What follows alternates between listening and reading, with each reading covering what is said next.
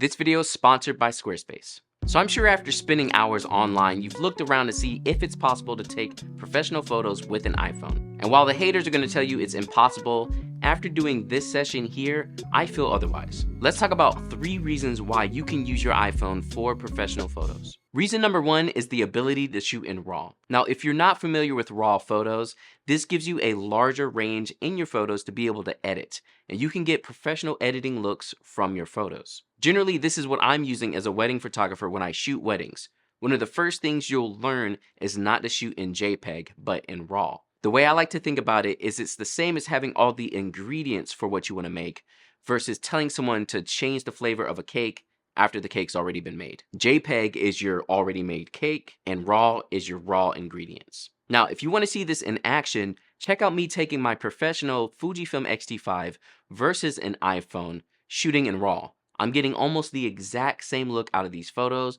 and you can check out the whole shoot up here above after this video. Shooting in RAW and being able to edit the same way I would edit my wedding photos also enabled me to be able to print these images large, and they look great. If I showed you any of these pictures, you would have no idea that they were shot on an iPhone. So remember, all the people out there hating, saying that you can't do this work with an iPhone, it's just saying it off of thought's sake and numbers and all this stuff. In a real life scenario, I could take photos with my iPhone, show them to you, and you should have absolutely no idea that that was the case. Speaking of being able to print large prints, reason number 2 is the 48 megapixels. So if you didn't know, with the 1x camera, you can shoot at 48 megapixels, which is a fair amount of resolution. I mean, my X-T5 is only shooting at 40 megapixels. Most cameras actually shoot at 26 megapixels. So 48 is actually absolutely amazing. And again, that's how I was able to print a 20 by 30 print, and it actually looks really good. 48 megapixels is more than enough for professional work and to get a good look out of your photos. And if you're using your available light well, you're going to get great results. So shooting in RAW and 48 megapixels, and pretty much you have great looking photos. Also keep in mind to shoot with what will make sense. Clearly, with the small sensor size of the iPhone, you're not going to get crazy blown out backgrounds and super bokeh, but if you're shooting what would make sense, something a little bit wider, which even with the fastest lenses is not going to give you that much bokeh, you may as well shoot wide with a phone. You're going to get about the same look that you would from a professional camera. Also, with the introduction of the lens blur inside of Lightroom, you can get that extra bit of bokeh you want on your photos regardless. And it looks really good. I don't know if you've seen it in action, but definitely check out my video up above about it. But it actually looks really good. As long as you're not cranking it up to like 100%, you can get believable results out of it. Now, if you're trying to start making money with photography or have any other hobbies that you want to show off online, you need to get a website with this video sponsor, Squarespace.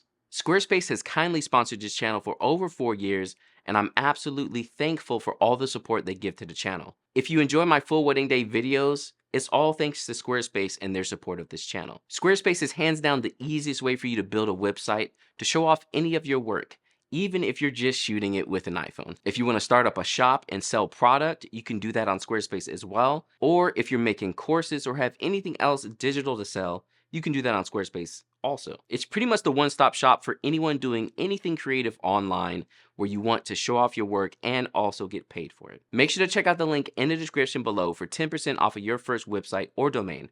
Show off all your photo and get more professional work with your iPhone or professional DSLRs. Reason number 3 that you're able to take professional photos with the iPhone is the accessories you can use for your photos. Now, the first thing that always comes to mind is I shoot photos at daytime and everyone's like, well, that's great, but wait till it gets dark. That's why you have lights that you can use. My personal favorite is the Lume Cube. Now, if you have a couple of Lume Cubes, it's very easy to set these up, have some continuous light, and put that on your subject. Clearly, the real reason you're able to take professional photos is because you are a professional. Just because it's an iPhone doesn't mean it's not possible. And that's the one thing I wish everyone would just stop. Like, chill out, yo. It's a camera.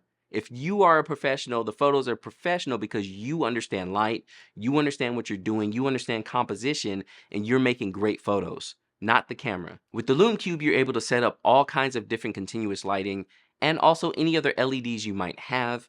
This way you can set up great shots for your iPhone with the available light.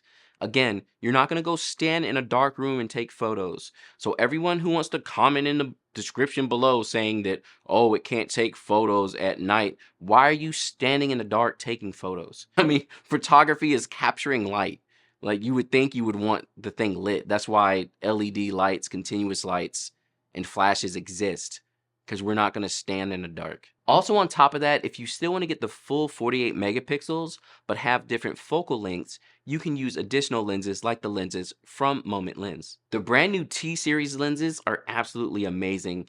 They attach to your phone very easily, and this way you can either get a tele look or an even wider look, still use that 1x camera and get the full 48 megapixels out of every single photo you take. So there are accessories out there that you're able to use with your phone to get different looks that you absolutely want.